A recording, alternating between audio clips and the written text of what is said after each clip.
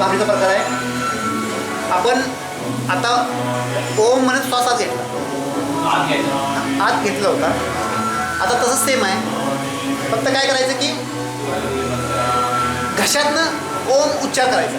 आता आपण तोंडातनं केला, आत ओढायचा आहे, दाट टेकायचं एकमेकावर आणि हे बघा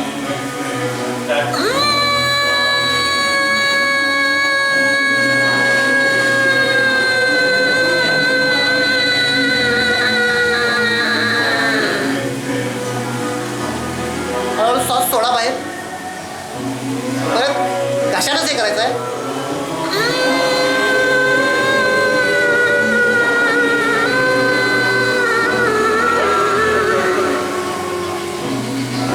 घशातनं असा आवाज आला पाहिजे.